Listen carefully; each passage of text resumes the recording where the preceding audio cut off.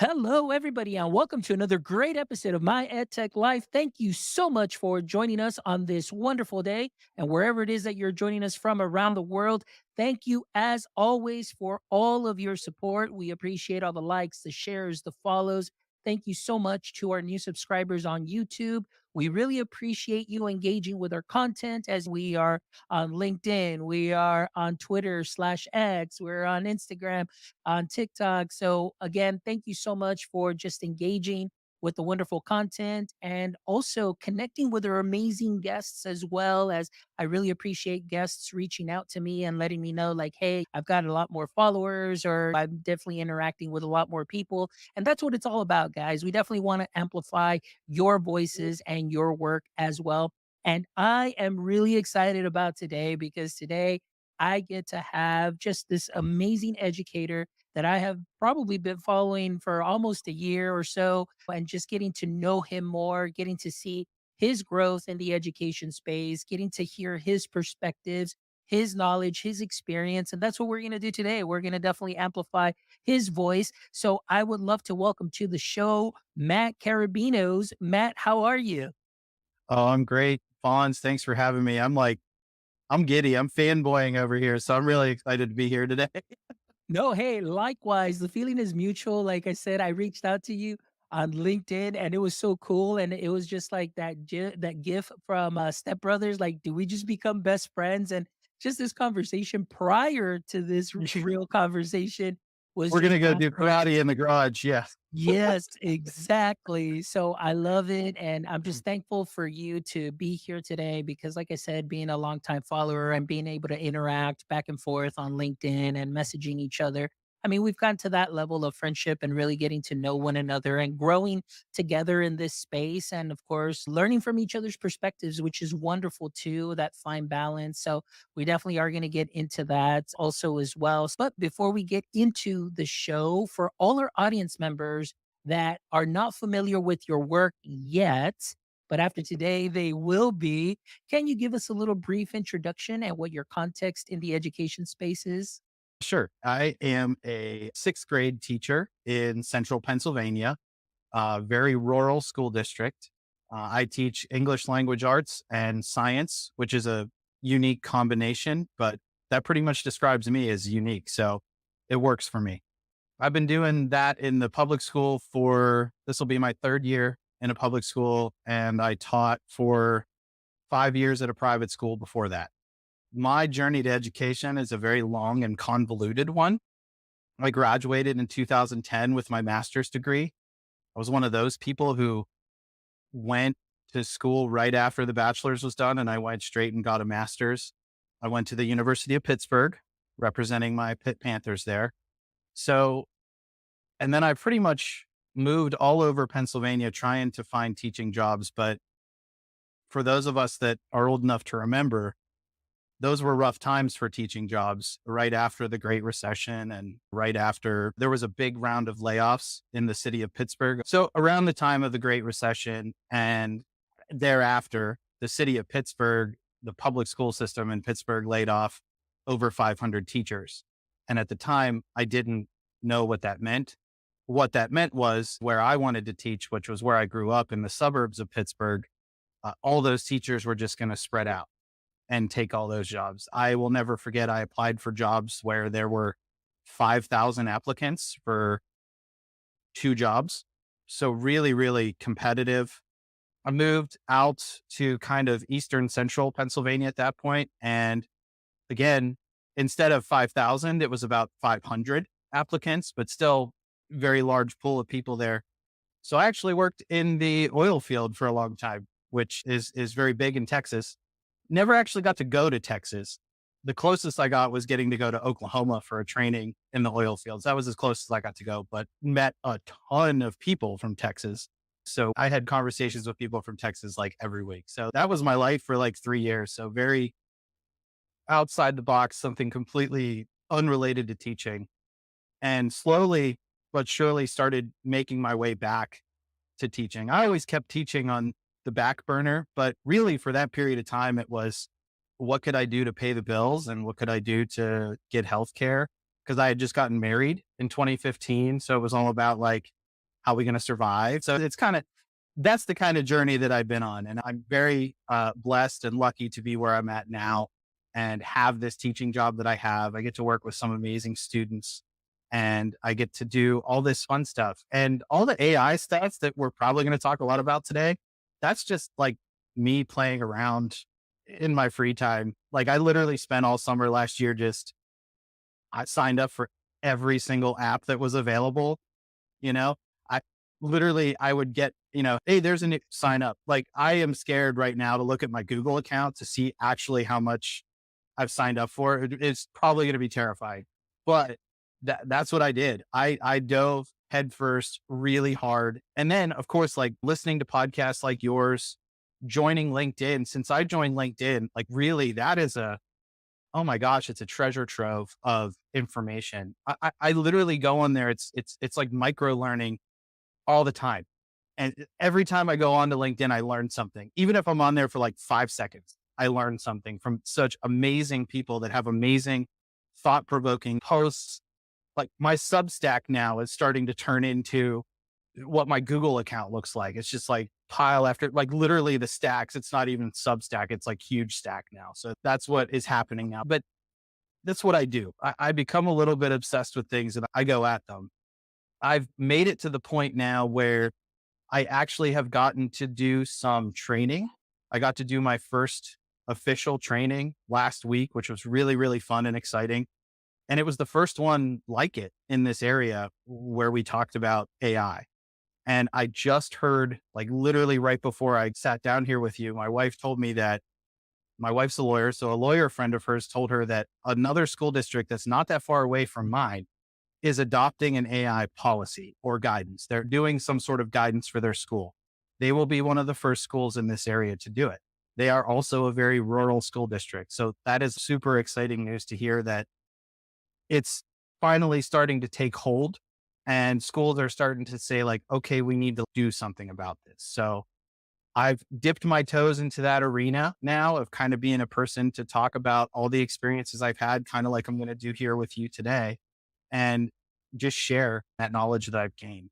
So it's really exciting. I'm really excited for the future because I think like this next year, this upcoming school year, and then the year after that are going to be just like, it's going to be like the crazy AI rapid evolution, but it's going to be for the education realm. I really think it's going to be like that. And I'm really excited for that. So Yeah.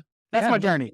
Hey, Like everything I do, I talk a lot, so I apologize, but no. that's me. I tell long-winded stories, but I got to give you all the context here to wrap your head around. No apologies needed, my friend. It's wonderful to hear your story and just a little bit of your background. And of course, the oil field thing is very new to me too, as well. That's great. So that's what I love about this show. You bring in a guest and you learn something new that you never even thought of. Like you said, just really outside the box from teaching, but at the same time, coming back to teaching. And then, of course, dipping your toes in what we're going to be talking about today. So, Matt, November 2022. Tell me what happened November 2022. I know we got into some deets right now with you signing Yeah. up with everything, but first impression, November 2022. Let me have it. What happened here? So listen, this is going to shock you and the people who know me on LinkedIn. This will shock them as well. November 2022, I did nothing. I said, oh, there's this thing called ChatGPT. That sounds interesting.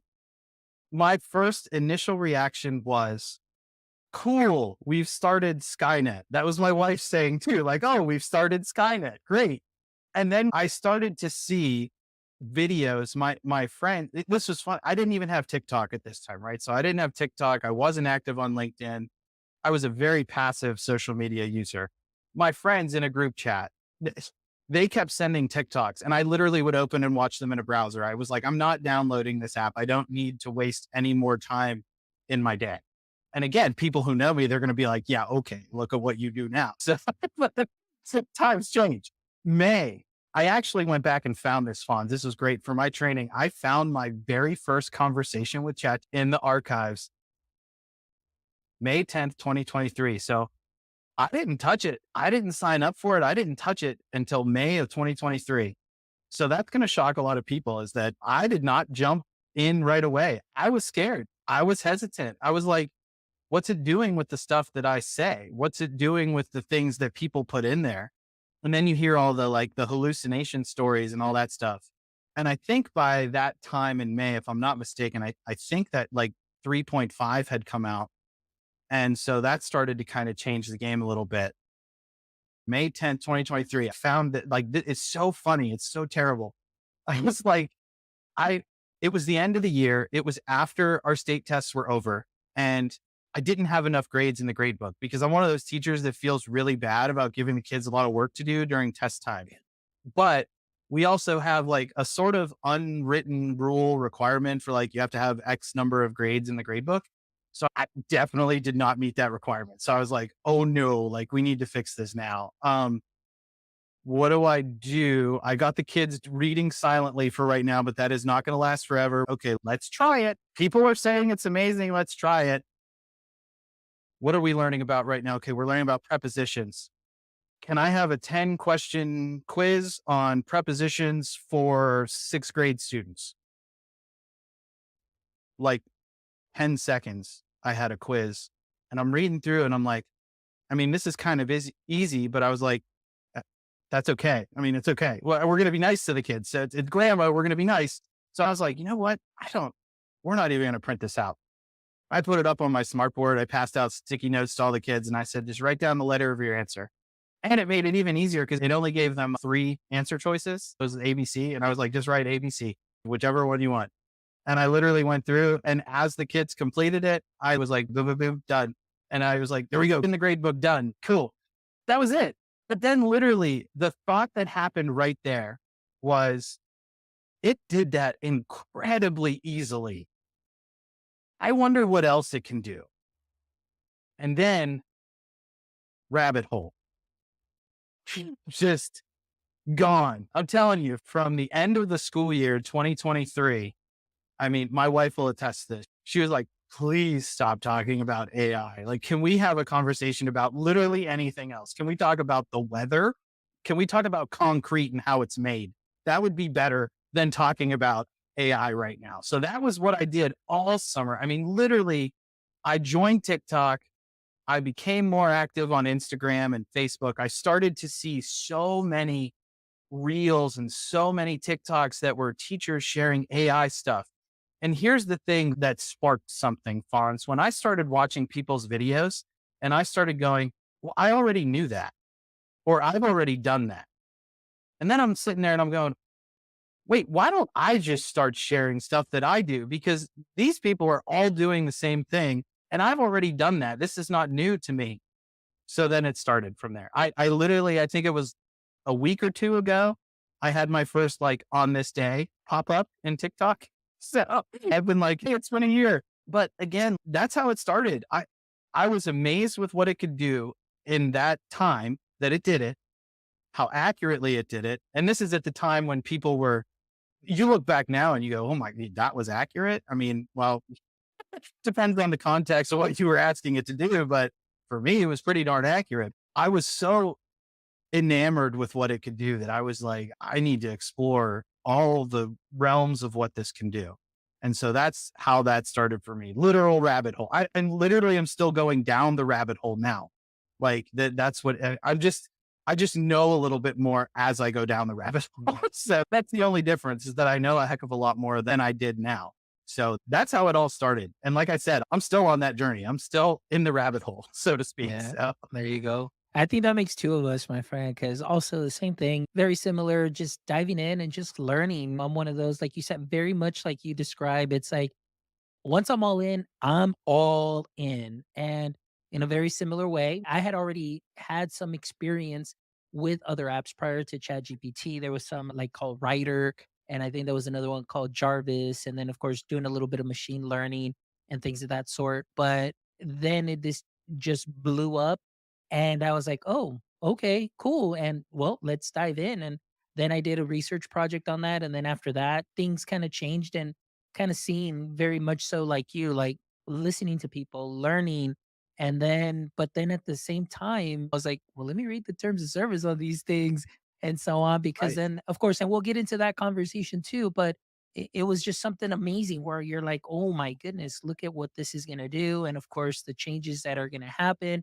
And of course, for educators. And we always think, what can we do with this also that's going to help enhance the learning more than anything? Very similar to what you were doing, trying to get some ideas, like you said, hey, and then all of a sudden you're seeing the potential that it has. And then you start diving in deeper. And then, of course, we see a myriad of apps that start popping up and so on. And now there's so many, and there's a few that have been very consistent and are continually growing and doing well. Now it's almost like every day there's a new app or a new platform, but there's some that have been very consistent and continuing to grow. And then there's others that are smaller that are trying to kind of gain some traction and so on, and trying to kind of grow within the space. And of course, it's all great to learn what each and every single one is doing. And because as the models change, and of course you've got more updates now, you've got other LLMs like we talked about, like Claude,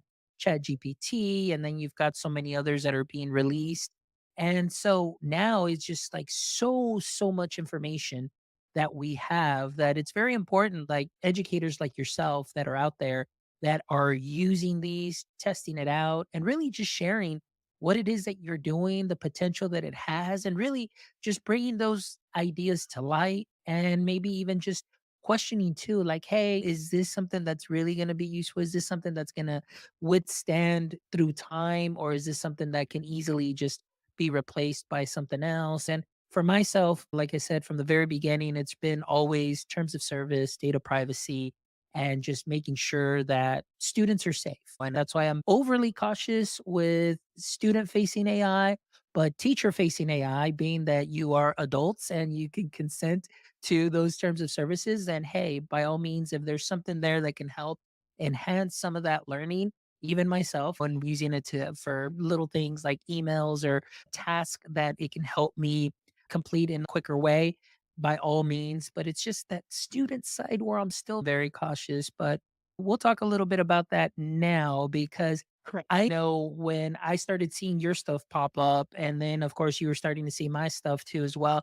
And then of course the content that I was sharing. And I remember you reaching out to me a couple of times when you and I just engaging in conversations. But the thing is, we were learning about this together. And that's one thing that I very much enjoyed, that you would reach out to me or I would reach out to you and say, hey, have you thought about this? Or you'd reach out to me and say, hey, there's this that I'm trying to do, but do you think that this is? And it was great just engaging in that. And I think that was that moment where I was like, I think we just became really great friends. And here we are now, just engaging in Yeah. each other's content and everything. So, what have been some of the changes from May 10th, 2023 to May 10th, 2024, and up until now? What are some of the still upsides that you see? Maybe some of the things where you're a little bit more cautious about, and then some of the things where you're like really like, man, like I'm really questioning this, or maybe struggling with reconciling this. So tell me a little bit about that.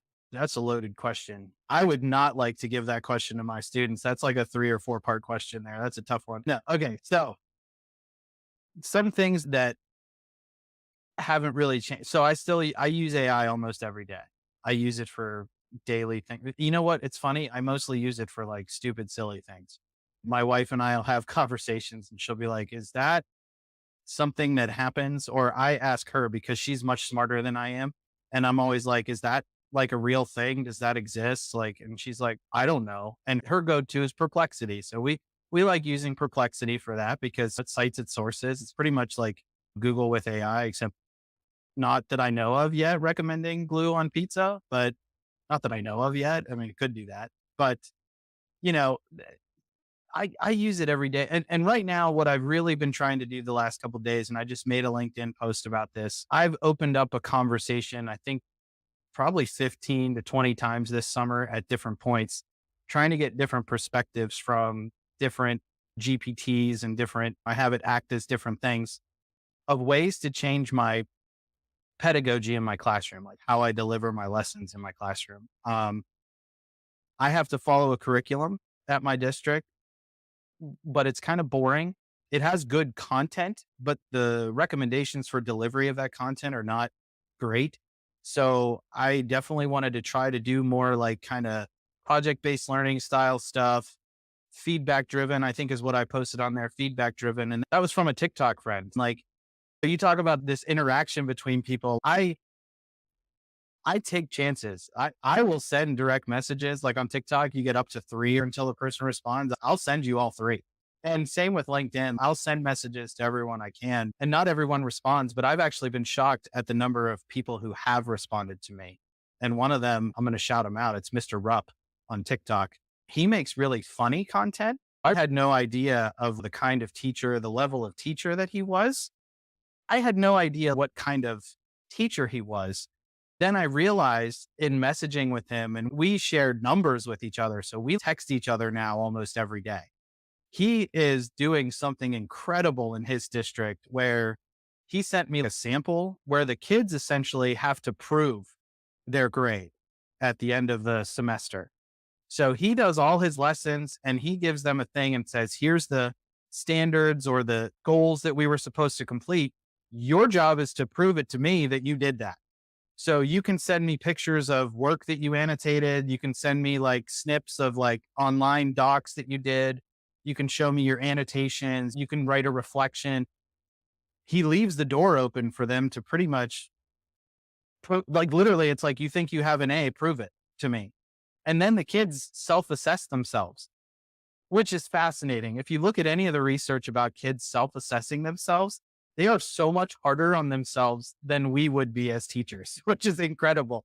So like, I'm reading through this one kid that he shared with me. He took all the names and stuff off of it, but he just sent it to me as a plain document. And I said, this is incredible. And the kid's like, I'm going to give myself a 91% B. Like, I think I did really good, but I don't think it was that great. I was like, I would have 1,000% given that kid. Look, I'm reading through, I'm like, this is incredible stuff. So the challenge for me was he teaches a AP level rhetoric class, which I didn't know was a thing, which is super cool. AP rhetoric. So I have to figure out ways to pare that down to make sense for 6th graders. I'm not going to expect my 6th graders to wax philosophically as to whether or not they got a grade. I can have them do kind of reflection style stuff, but the level that he's getting, I can't expect that from 6th graders. I mean, I could if I was like really mean, but I'm not going to do that. So that's kind of, I literally been texting with him like, hey, can we meet and chat? And we're setting up a meeting this week so that we can pare this down. But like, that's the kind of stuff to me that AI is super good at, is giving you a different perspective on things. I love on LinkedIn following like Phil Alcock and all the work that he does with PBL, AI and PBL. It's incredible. And I can message Phil kind of whenever I want, but I don't want to be really annoying. But like literally, so that's kind of what I use AI for, say like, hey, what are these different, give me some ideas on some different like based learning styles that I can use with this curriculum. I actually created a GPT where the my teacher's manuals for the curriculum are the data set. And I don't allow internet like search or whatever. It's like read the data set, give me answers from the data set. And it's been kind of a game changer because it still hallucinates a little bit. However, simple fixing prompts and it's right back on track. So I've come up with some ideas that I shared in the LinkedIn post. Those all came from having a conversation with ChatGPT. I found a method called the TQE method, which is thoughts, questions, and epiphanies. So I found this TQE method and it pulled from a transcript of a podcast that I had never heard of. It was called The Cult of Pedagogy. But boy, what a treasure trove of information that is. The transcript was the woman who created it, Marissa Thompson, who I found on LinkedIn. Thank goodness. I wanted to give her credit for all the stuff I was posting and saying. So I'm glad I found her. She started a whole course and stuff around using this TQE method. I tried it at the end of last year, but this is the thing. I kind of feel bad about it, but I didn't pay for her course. I got enough details from the conversation with ChatGPT that I didn't have to, and I can adjust it and make it my own. So sorry, Marissa, I probably will someday buy your course, but like for right now, I have what I need. So my apologies, but your method is great. So those are the things they come out of these conversations with ChatGPT that I never expected them to come out of. And so that's kind of how where I'm at now is I want to change the way I do things in my classroom. Where I started was, can you make me worksheets? Can you make me quizzes? Can you make me lesson plans? Can you do all this stuff faster than I can do it? Yeah, absolutely. We could do all that. I was using a couple different apps for feedback, for initial feedback on kids' papers. And as I've learned from LinkedIn, maybe it should have been the other way around. I should have been given the, but again, like we use these tools, we learn and we see what we like, what we don't like. And essentially that's how I've grown. I started doing the easy stuff, doing the, as Leon Furs calls it, the bad pedagogy stuff, worksheets and quizzes and stuff like that. Ken Shelton and Dee Lanier, when they were on your podcast, and I know on other podcasts, Dee, it really hit home. Like the way he said it was like, stop using AI to do the easy stuff, or stop using AI to do the stuff that we know doesn't work. And Leon says it almost the same way. It's like, we shouldn't be using AI to do stuff that's bad pedagogy. We should be using AI to make new pedagogies, do things that are new and different. Mm-hmm. So that's kind of where I wanted to go now. I'm still tethered to a curriculum, so I can't like just go completely Wild West and free out there yet. Maybe someday if I prove that I did a really good thing, maybe I'll get that leash extended. But like, that's the kind of stuff that I'm doing now. And I'm going to be honest with you, Fonz, like we talked about this before. I signed up for like literally every app there was. I can't remember if we talked about this before or like in the recording, but I'm just going to say it again. Like there's an AI for that. Like every time that a new thing came out for like teaching or for learning assistant, like boom, I just sign up, boom, jump in, sign up, beta test, whatever. But the funny thing is, after using all those throughout the school year, I literally realized like I'm using ChatGPT for 95% of the stuff. Sometimes I'll go back and try things in those, but like literally I've made custom GPTs that are just for me. So like they work for everything that I'm doing so much better than any of those because I put in the data sets. I put in the stuff that it's pulling from. So it's more specific to me, and that you can't replicate that on some of those platforms, but they have their place. And I think that those are an amazing place for teachers to start, especially the teachers that I just had in my training last week. Like some of them have like never even ventured in this is going to hurt your feelings. Some of these teachers have never used like ed tech tools, like any in their classrooms. Like it's all like pencil, paper, and like handwritten stuff. Like, so when I'm here talking about AI, that's that big leap from ed tech. So these types of programs, I believe Sophie and others call them wrappers, these GPT wrappers, these LLM wrappers, they're a great place to start because they take all that prompting out of the game, which is kind of nice at the beginning. So that's how I've grown in my journey. I started very simple, probably like most people are going to start when they use AI. And then literally seeing all the stuff that people are doing on LinkedIn. I'll never forget, I saw a post by somebody who was like, I was about to do a presentation for a group of teachers. So I had AI act like a group of teachers and it randomly assigned random personalities.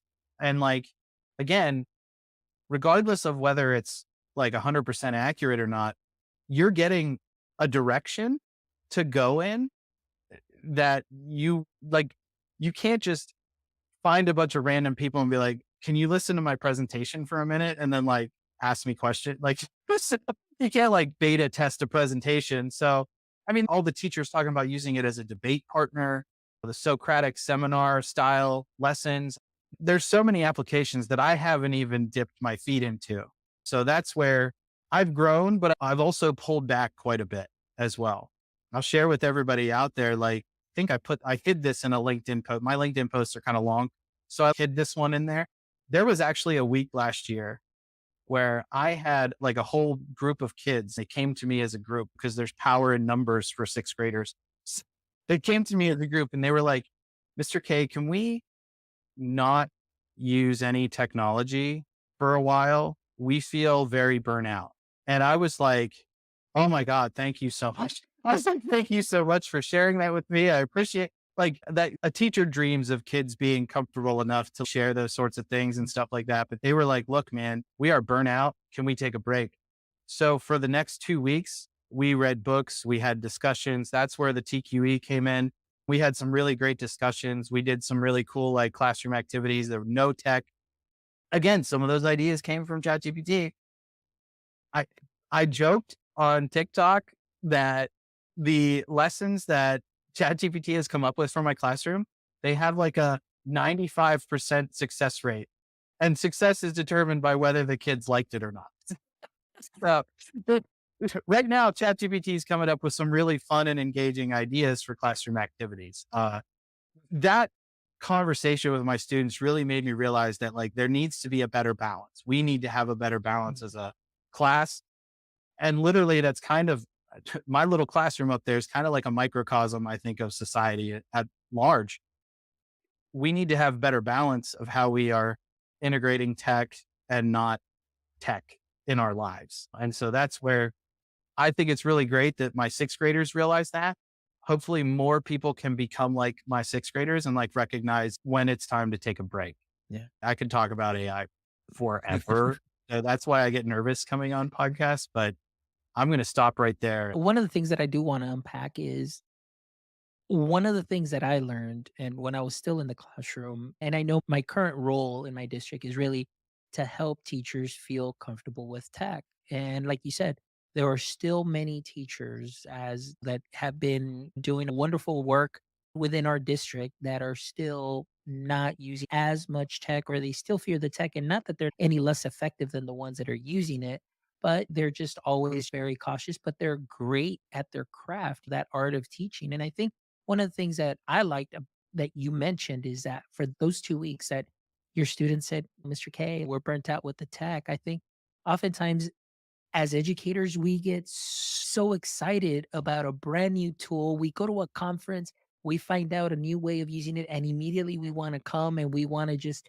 shove it in our kids' faces, and we think that it's gonna work out for them. I mean, for that presenter, for their students, it might work very well, or maybe it did work very well. But keep in mind that not every learner is the same, not every classroom is the same. So results may vary. And that's one of the things that I've started saying in my presentations. I say, okay, guys, results may vary depending on your grade level and depending on your class makeup. But here is the overall, here's how you use this. This is what this is supposed to be used for, and so on.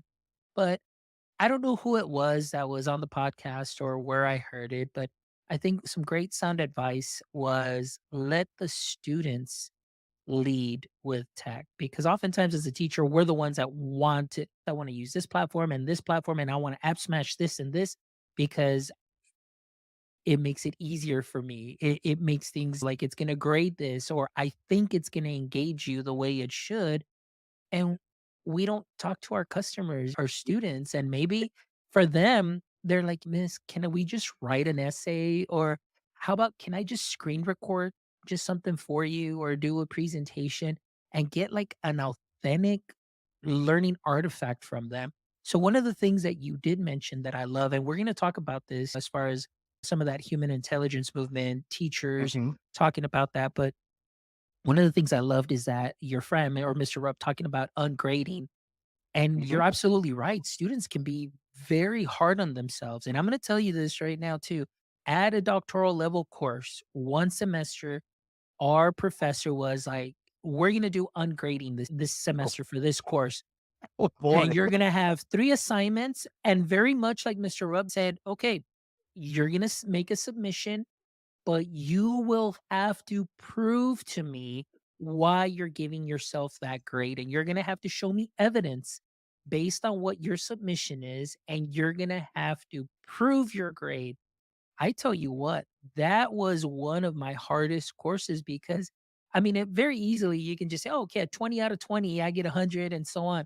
No, we were here, like, battling. I was like, "Oh my gosh, like, I can't give myself a 20 out of 20 because there's room for growth, and we're working with a partner here." So you and your partner are working the whole semester, and you have to reflect with each other, and then you have to write a reflection of each other's work, and then write a reflection to justify how you guys came together to prove your work and that grade. And it just blew my mind. And I was like, this is amazing because now it's the ball's on our court. And like this time with for those 2 weeks for your students, the ball's on their court where, hey, let's go ahead and show some of that learning. Let me prove to you what I've learned. And I think oftentimes we miss out on just those little things. I'm not saying that there aren't tools that can help enhance that, but I Sure. think it's just getting that authentic voice and very much so like I love doing this podcast, amplifying their voice, getting to Yeah. hear their thought process and really just think like what's going on in their head as they're reading this story, as they're answering these questions on theme. What do they think about the main characters? And getting into those great deep dive conversations. I think that's something Uh, that's great and allowing for discourse. And oh my goodness, it, like for yeah. sure.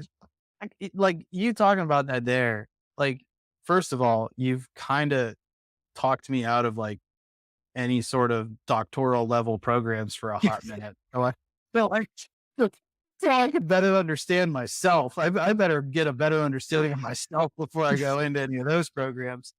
But man, I do not envy you for that position there. Trying to, the mental like workload that takes, right?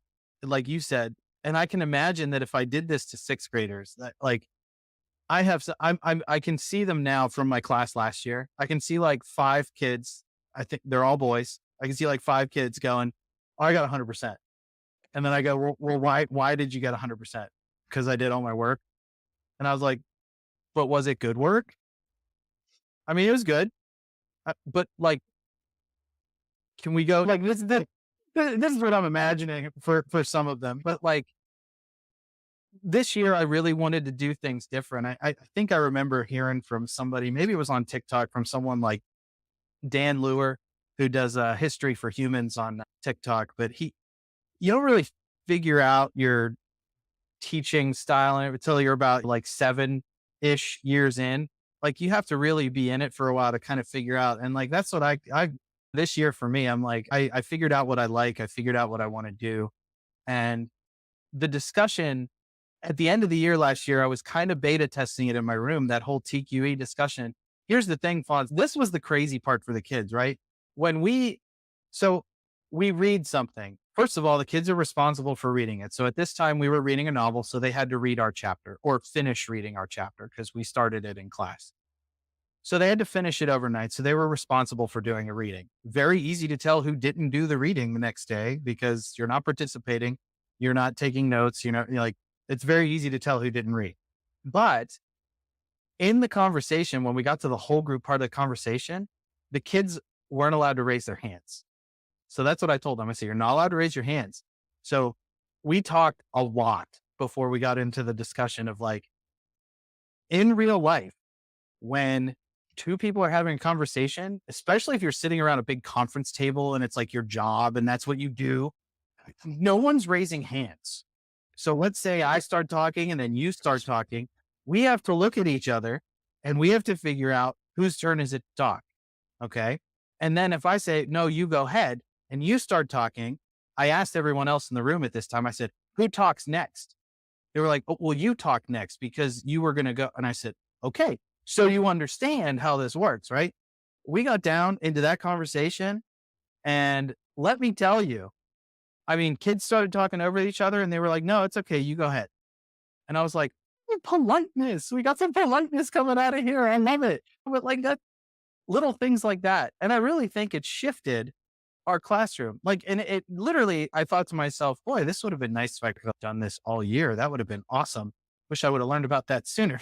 But just giving the kids that extra skill, right? That extra skill, like how do I have a conversation in a large group setting? Because there were like 20 kids at a time in my room. So how do I have this conversation with 20 kids when I have something to say? How do I handle that? So that's like an added bonus skill that they got out of that. And referencing the human intelligence movement, that's what it's about, is those human skills.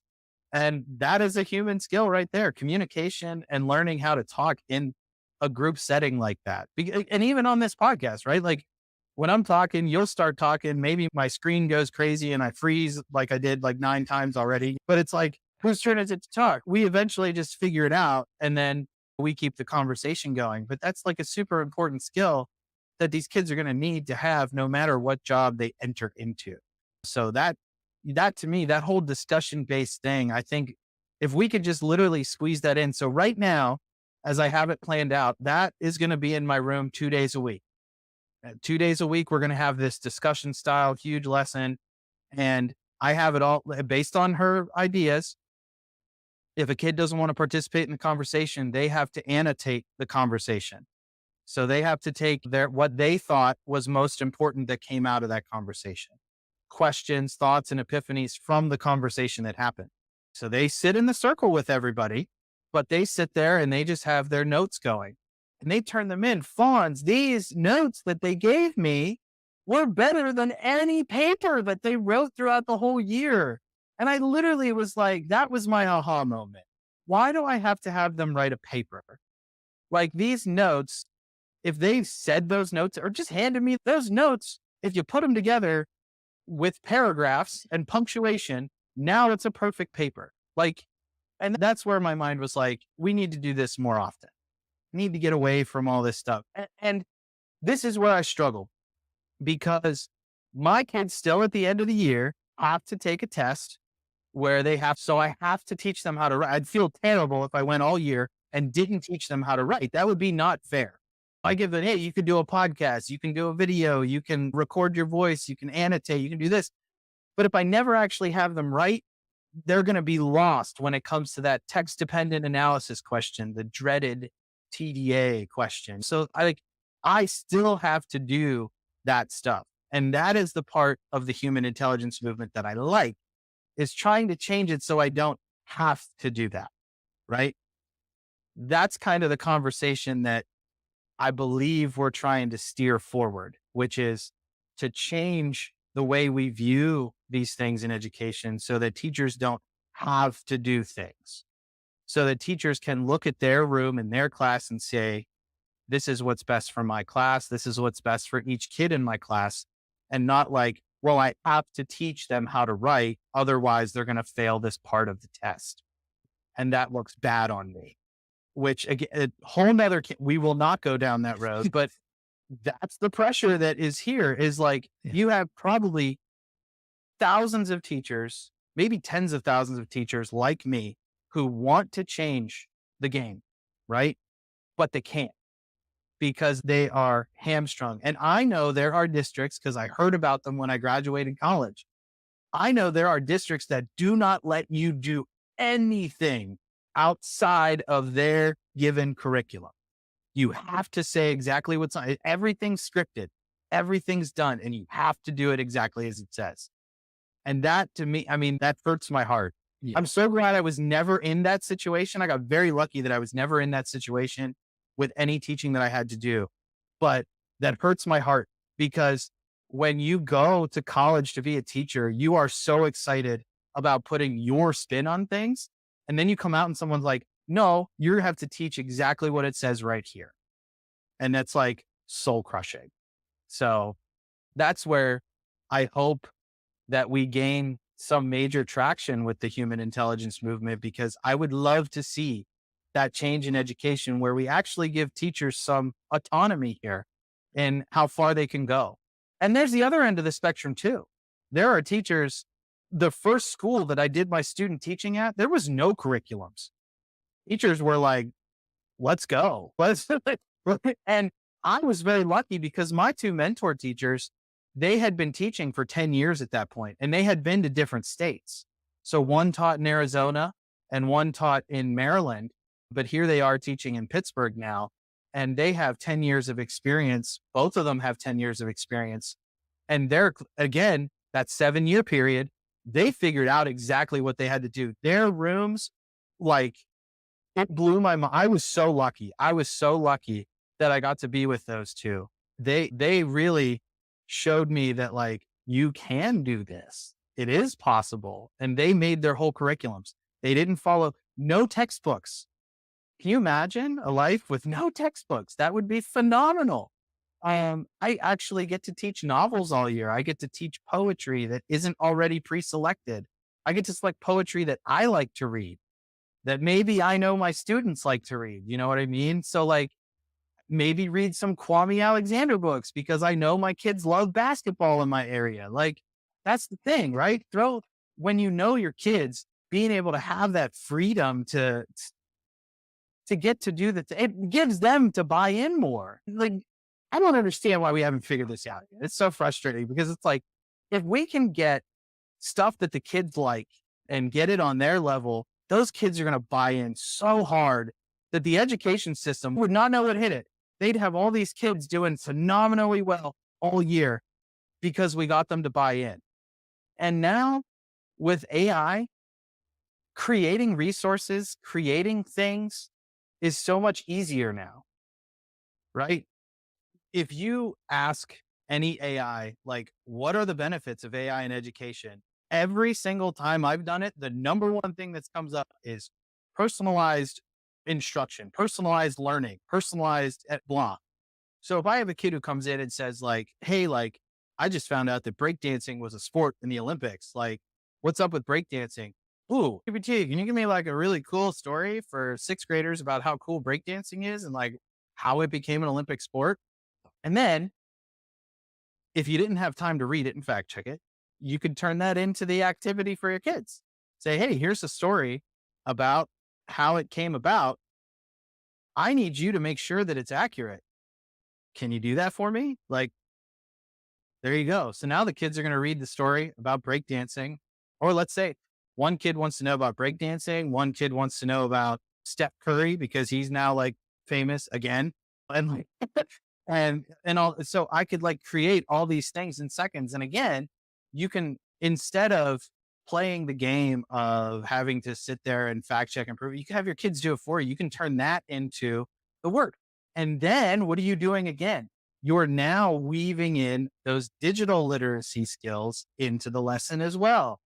Fact checking information. Like, I don't, to me, computer class shouldn't be just like computers. It should be like digital literacy should be a major component of that. I shared this. I think this was in a post or something related to your previous guest, Michael, talking about how much students use social media. And it was astounding to me to find out that there were kids in my school that were in like third and fourth grade that have TikTok accounts.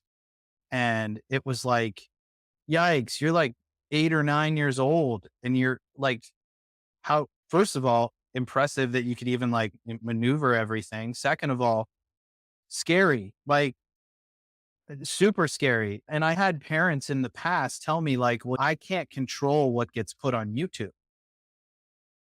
And that scared the heck out of me because I'm like, I mean, but you can control what is put out to your kid's device. Were you aware of that? And they were like, no, I didn't know you could do that. I was like, oh yeah. And then I like literally was like, here's how you do that. But it's like these are the things that I think if a lot of parents don't know and a lot of teachers take for granted is that these kids they're tech native. They've been doing this for a while, but that doesn't mean they have the skills ingrained. I mean, I think back to my kids love hearing this story too. Like I tell them that I was one of the first users ever of Facebook when Facebook came out. And they're like, oh, books for old people. Like literally that's the kids' jargon that is for old people. So if you're still on Facebook, we're old people. Just know that. So when I heard that, I was like, ouch. But then I was like, well, that was almost 20 years ago. So yeah, I guess we are pretty old. But if someone looked at my Facebook from 10 years ago, please don't, by the way, but that's not the person who I am. I can't imagine having that technology, that ability to do things when I was like 8, 9, 10 years old. My wife and I say all the time that we can't imagine growing up and having social media, even from the bullying perspective. This is where it gets real and serious. My wife was bullied really bad in middle school. It affected her for a very long time. She said, if I had to deal with this all the time on social media, like it wasn't just at school and I didn't have a place to escape to, I don't know. And that's the scary part where last year we had to have a lot of serious conversations in my classroom and it's hard. I'm this big, fun, goofy guy and stuff like that. But my whole mantra to my students is like, I get it. I'm an understanding person. I'm an empathetic person. I'm here to listen to you if you want. Like, I'm not going to force you to tell me anything, but I'm here if you want. And some kids did open up last year. Social media was at the heart of so many of these issues. And it's terrible because we don't have control over it. You can lead a horse to water. So we can put all the stuff out there that we want for parents and students and kids, all the research, all the videos, everything, but it's pervasive. And so I think that in our curriculums, that digital literacy, how to protect yourself online, how to search for things online and being careful what you put online is super important. And at an earlier age that people would probably want it to be. But third, fourth, fifth grade, you need to start showing them exactly what this means because that's where these kids are starting to use these social media apps. And so that's kind of my whole thing there is that digital literacy should be built into everything. If making a story about AI and having the kids fact check it helps them with digital literacy, then awesome. Bonus. There's an idea for a lesson. There you go. Go take it. There you And the go. wonder of AI is you could just hit regenerate and it'll just keep going. It'll just keep making different stories every single time. So you can print out 30 different stories. I heard that as a lesson too. Have AI make 30 essays, have them write 30 essays on your topic, and then give the kids the rubric and have the kids grade all those essays and reverse engineer it, right? Yeah. So there are ways around it. And that's what I was hoping to kind of spread to teachers is that you don't have to be afraid of AI. You can like lean into it in some really creative ways. And you can even go as far as people like Mike Kent's on LinkedIn and let them go with chatbots and then grade their conversations with chatbots. I mean, that I think he teaches high school students, so he's in a little bit different situation. But again, that kind of outside the box thinking is maybe a way to deal with it. But then you get into like you talk about regularly your terms of service, your privacy policies, and you Yeah. get lost in There's that pretty easily. Yeah, man, that and that's a lot to take in. But even like Jason Gulia, also, I Oh yeah. remember when he first started using it, he was doing the same thing that you're saying right now. Like, he would give them a bot and a prompt, and then he would grade them on the chats and what it is that they're doing, the output. So again, of course, they're in higher ed doing college courses and so on. But like you said, it's a learning process for a lot of us. And my message has always been it's just like just be cautious. And obviously we see a lot of things on the news now that are kind of Right. coming out. And again, I know that this technology can be used for good. And I know that once it gets to that point where things are in place, safety, guardrails, and so on that are guaranteed that you won't have any fabrications or hallucinations and things of the sort that are going to be useful, then by all means, I think it's something that is useful. But like you said, the digital literacy component, very important, and it ties into digital citizenship, which again, knowing how to chat properly is the same way as knowing what to use your phone for, what it is that you're going to post, what it is that you're going to share, because all of that will come back to you at some point in time. And for a guy like me, I always talk to my friends. I was like, man, I am so glad that we had flip phones that didn't have cameras at the time. Nobody walked around with Polaroids and nobody walked around with film anymore. And I Yeah. think we were in a nice space where now, now you're, it's like, oh, no, no, no. We're definitely going to be being acting cordial. We're going to be polite. We don't want to get into any hot messes because everything gets out there. But like you Yes. said, for our students nowadays, it's very important that we do talk to them. And my big thing too, Matt, is always being transparent with parents as well, letting them know what this technology is, what it involves, and of course the terms of service. And I think that's a huge message too that I like to share. Not only share it with teachers or your superintendents, but you got to get the parents involved too to understand this a little bit more. And I know for them, just to keep them informed is something that could be very huge. And understanding terms of service, of course, understanding what the data can or cannot be used for, if it's going to be safe, and so on. So definitely a lot of things there. But man, like I said, I really loved kind of like it. I hope you don't take this the wrong way, but it's almost like watching you like kind of we're growing up together in this Yeah, space, and it's been so great to we see, like, are. where we're at through this, and that's why I was like, this is the best part of not only doing the podcast, but just connecting on social media and really understanding and having cordial conversations where there may be some things where we may not agree on, but then there's some things that we do agree on, but we're completely cordial. And again, just great evidence of Chris Nessie had Tom Mulaney on the show. Now I have Yeah, you on the show, and it's just great to see that yeah, balance in conversations and just to say like, "Hey, you can be this way, you can be this way, but somewhere along the middle, we both agree on certain yes, things." And I love that. And so it's been great getting to know you and just really hanging out with you and just hearing yeah. your story and really your passion just coming through, brother. I love it. So Hey, it's just been that great. that's me, man. I mean, this is my second podcast, so you're the second victim here, but I think people are gonna be like, "Okay, instead of allotting an hour for this guy, we might need to like 2 hours for this guy." Because holy crap, he likes to talk. And it's great, my friend. It's great. Don't ever change, man. Just keep that heart and that Hey, enthusiasm and just that passion that you have because we really need educators like yourself in those classrooms and just really helping our students and enhance their learning and just being very creative and giving them opportunities to yeah, share their learning in ways that they feel comfortable with and being very creative with the learning process too as well. And I think those students, the more that they do, they're with you and learning together, not only them from you, but you from them, definitely just makes each other better. And that's wonderful. So I'm really excited. So thank you, my friend. I really appreciate you being here, spending some yeah, time with me today. And it's been an honor too. Like I said, just being a longtime follower of your stuff and just being able to really communicate and really connect has been just something amazing throughout this year and just wonderful, man. So thank you so much for being a guest on the podcast today. But before we wrap up, we always love to end the show with the last three questions. So here we go. Hopefully you're ready. So, as we know, you kind right, of mentioned it a little bit. You mentioned you're teaching kryptonite, but maybe you have a different one for yeah. this answer because you knew that I was going to ask this one, and I love it. So, in the current state of education, what would you say is your current edu kryptonite? So my current Edu Kryptonite, I kind of tried to figure out like 15 different ways to say this today. I did not ask AI to help me phrase this or come up with this. So this is all me here going off the cuff.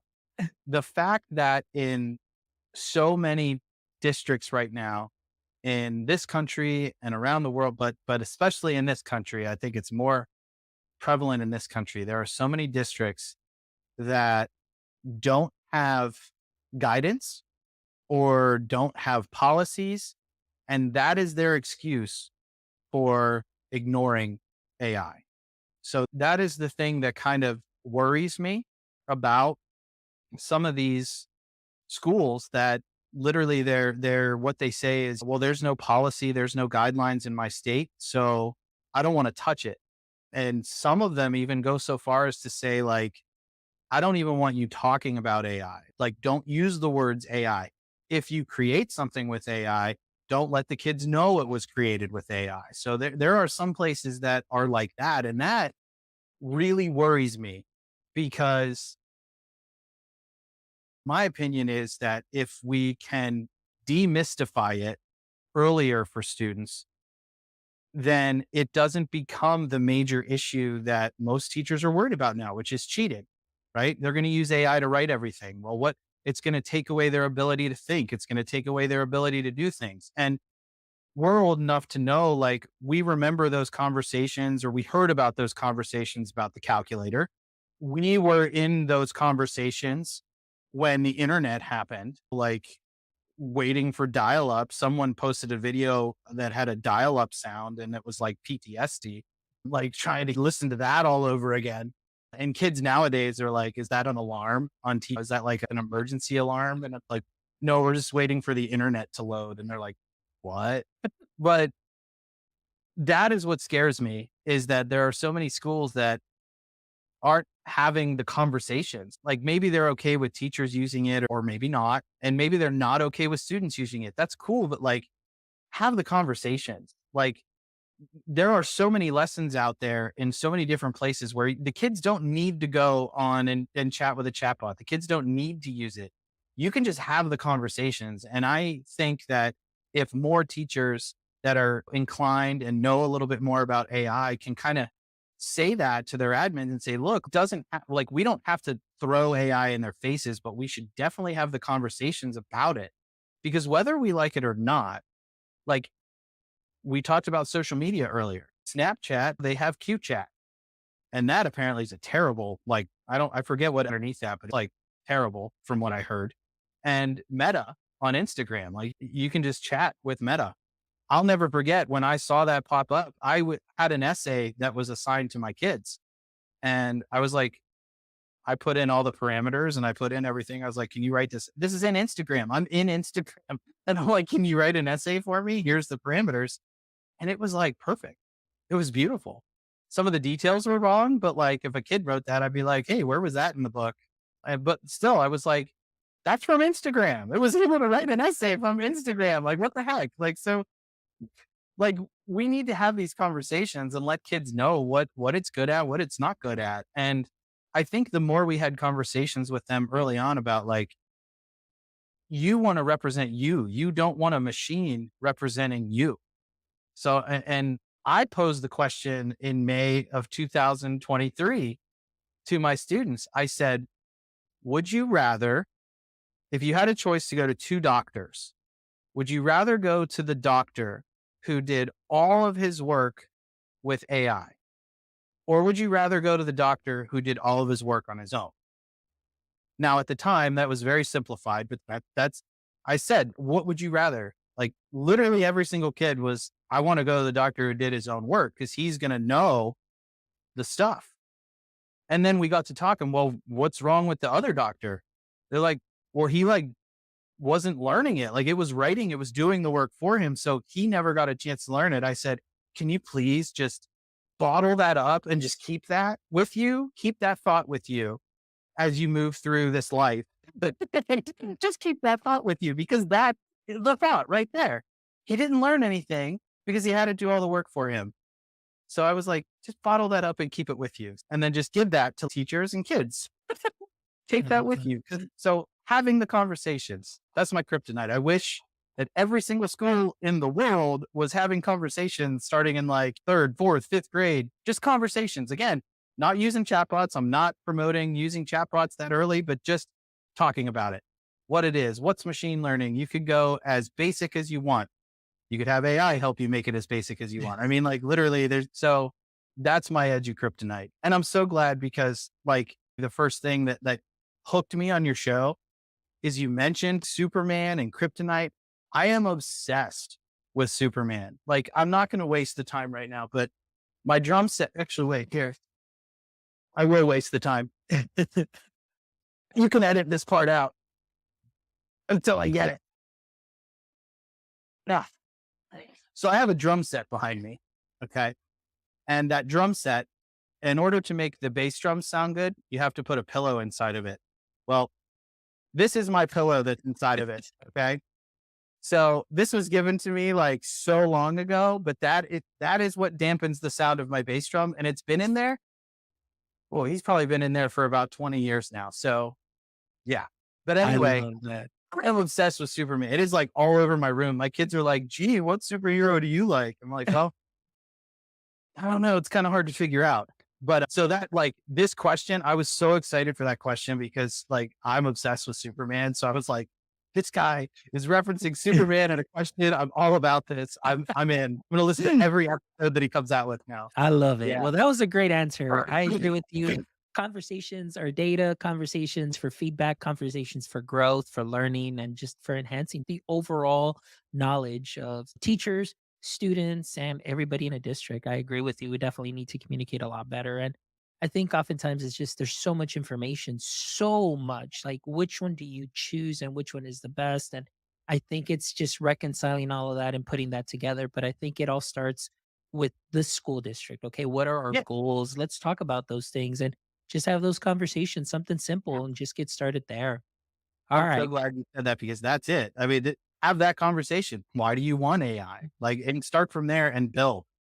And when if you're lucky enough to have someone in your district like you or I, oh my gosh, the treasure trove of information that you could pull from the two of us. And what a great resource that would be. Hint, hint, Absolutely. wink, wink. Hopefully someone from my district hears this. Or Absolutely. districts in my area. Hint, hint, wink, wink. So Question number 2. I know we had changed it up for a couple of episodes, but of course, I love to make sure that my guests are comfortable. And if they have a special request, we'll definitely bring it back. So now we're bringing it back to the OG question. yes, So if you could have a billboard with anything on it, what would it be and why? I was prepared. I got to move in screen here. Be curious, not judgmental. That's Nice. correct. So I attribute that quote correctly to the show Ted Lasso, because I learned in Ted Lasso, he references and says that that is a quote by Walt Whitman. I have found that that is not true. So now I just quote Ted Lasso and just say that Ted Lasso said it. To me, that message literally applies to every aspect of life. If you walked into every single situation, conversation, no matter what, and you walked in with a sense of curiosity and you removed judgment, I can't tell you the immense power that that would have. If we could get that in everybody, I mean, the world would be such a better place. We've been so conditioned to judge things. This is good. This is bad. This is ugly. This is pretty. This is beautiful. And you learn as you grow up, like all of those words are relative to you and they're all subjective to you. Everybody views different things as good and bad. Everybody views different things as beautiful and ugly. If you literally just ask the questions of the other person, hey, why do you do that? And you don't do it with judgment. Kids know. I mean, come on. Sixth graders, they know when they answer, why you do it that way? That's judgment. Okay. And I will literally, when I look at a kid, that judgment, all judgment right there. That was judgment. You can't do that. I'm really curious why you do it that way. And I tell the kids, I said, even if you're being sarcastic, that sounds a lot better than the judgy way. But again, I won't get into, but we've had some serious conversations start in my class because of curiosity, because some kids don't understand the choices that other kids make. But again, approaching it from a place of curiosity, and this group of kids right now, this Gen Alpha, they're such a unique group of kids because they're like, the data's out there. They're more accepting and more open than like pretty much any generation before. And so if we can get this message out to all of them, like by the time they're where we are, imagine how much better the world's going to be when you've already had those conversations in middle school and high school. So now when you're an adult, you're like, whatever. Like I knew about that for like a long time. Like you're weird that you don't know that. Like where so like just approaching every conversation, every interaction with curiosity. Like even this one, I was like, I know exactly how he runs his shows. I listened to like 50 of them by now. So I know exactly how he does this, but like, I'm still nervous. I'm still curious what he's going to ask me. I'm so, curious how this is going to go, but like, just approach it with that curiosity. And then, and you end up, you yourself personally end up feeling better at the end of it because it takes so much energy and so much effort to judge. And like, you and I grew up well, I don't know how old you are. I can't imagine you're that far away from me, but like in college and beyond college, Facebook turned to this just cesspool of vitriol back and forth. And then as we get older too, you throw in the things that become more real as you get older. You throw in politics, you throw in religion, you throw in all these things that become more real as you get older, real life situations. And then all of a sudden these things start to hit a little harder and you're like, oh my God. And then you come back to the realization, like we talked earlier, kids are on TikTok, like in the middle of these things happening, in the middle of that cesspool, the kids are there, just kind of rolling around the outside, seeing what's going on. And so I think if this message was more widespread, it's in my LinkedIn profile. It's like, I literally live by this. It's all over my classroom. I have like 3 different posters in my classroom. I wear this t-shirt on dress down days. It's also my school's colors. So it's like perfect. Sometimes the principal does not notice that it is not a school shirt. because it's school colors. So it's great though, but like the message there. And so that's what a billboard, put that on a billboard in every town in the world and watch the world be a better place. Awesome, man. That's great. I love it. All right. And then the last question, Matt, is if you can try out a job for a day, what job would you love to try out? Oh my gosh. Well, job I almost had, being a famous rock star. I'm a drummer. I love to drum. I've been drumming since I was like 12 years old. I'm self-taught. I played AC/DC's Back in Black was my first song that I played ever. I mean, it's like the easiest song on the drums ever. So it was a good place to start. And I graduated from that and I played Enter Sandman. And that like Metallica totally just, when I started listening to Metallica, I was like, oh my God, I would love to do that. I would love to be in a rock band, like a heavier rock band like that. And I had that opportunity. I was in Pittsburgh. We made it on the radio in Pittsburgh. Good luck if you can find us. We were called River City Conspiracy. I think they're still out there on Facebook somewhere, or like in buried in Facebook. But we were out there and we had a song because they had a really cool program in Pittsburgh where if you were a new band, they would play your song, promote your stuff. And the one DJ really liked us. So we were all set to release like an album and we had recorded 2 or 3 songs for the album already. So we were like getting there and we had radio play because this DJ liked us. And then I moved from Pittsburgh. I moved out to East Central Pennsylvania and it was now a 4-hour drive to go practice. And that became a pain in the butt and it just fizzled out from there. I started playing the drums. I just posted it that I pulled a clip of me jamming out one day. And it was so important that the message of that TikTok was like, find time to do the stuff that you like. And I'm really lucky in the summer.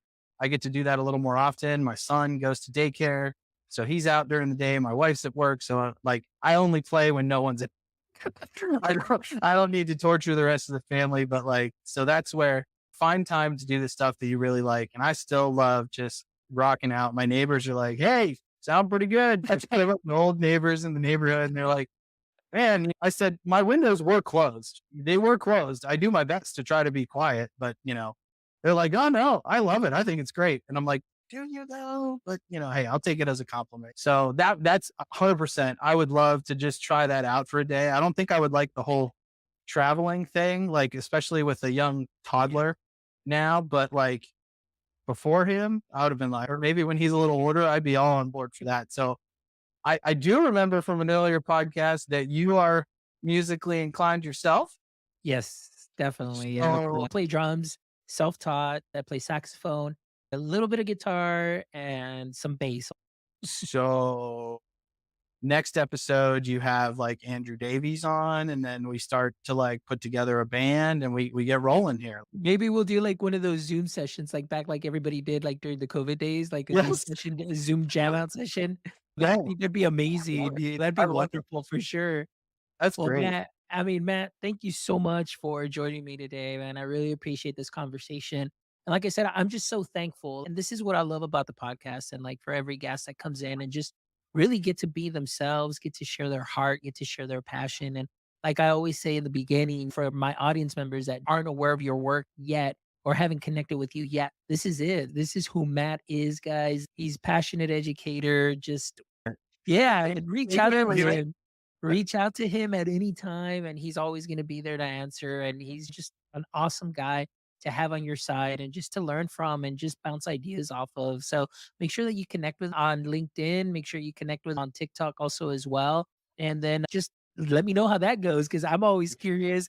Because I mean, I love his stuff, I'm always looking at it, and I know he sees my stuff, just a bunch of clips, but it's great that we can both come together today and just have just really just a wholehearted conversation. It I loved it, and I love getting to know more about you, my friend. It's a No, I appreciate this opportunity. Like I said, other people out there are probably gonna be like, well, let's block off 2 hours for this guy. Hopefully it's worth it. That's it.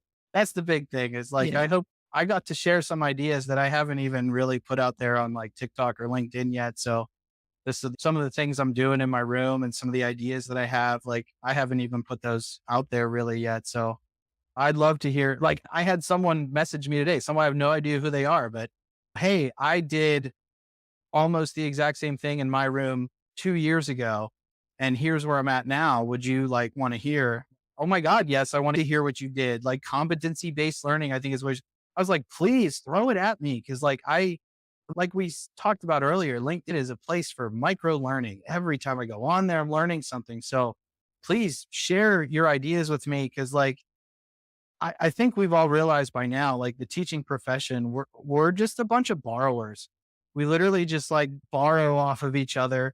And we're essentially kind of like engineers too, because I'll borrow an idea from this person, and I'm like, oh well, if I can, and then I put it together and I create something crazy out of that. Right. So that's the more we share, I think the more that's where the best parts of teaching come in is the more we share with each other and learn from each other. I'm one probably like yourself. I never want to stop learning, except I might not go to grad school now because like, or get a doctorate because of what you said. That kind of scares me, but we'll see. But like, that's to me, that's the important part. And I'm so glad that I got this opportunity to share. And I just can't wait to see all the connections. Reach out. I For answer as sure. best I can. I got a For sure. toddler, so my life is kind of hectic. I only have like a week left before school starts. So jam it all in this week. Let's go. Awesome. I Let's go. love it, my friend. I appreciate you so much. And Yeah. again, thank you so much just for spending some time with me, man. I really love it. And for all our audience members, thank you so much for tuning in. And thank you so much just for all of your support. As always, guys, you know that we do this for you because we want to bring you some amazing conversations and we want to definitely amplify educator voices, professional voices, teacher voices, all kinds of voices, guys, because we want to add all of this great content and ideas into our education space so that we can all continue to grow. So thank you so much for all of your support. And if you haven't done so yet, guys, please make sure that you follow us on all socials at My EdTech Life and jump over to our YouTube channel, give us a thumbs up, subscribe to our channel so you can make sure you catch all of these wonderful episodes. And don't forget to visit our website at www.myedtech.life, where you can check out this amazing episode and the other 288 wonderful episodes with educators, creators, professionals, founders, and so many more, guys. I promise you that you will find some knowledge nuggets just for you that you can sprinkle on to what you are already doing great. So, guys, thank you. And as always, my friends, until next time, don't forget, stay techie.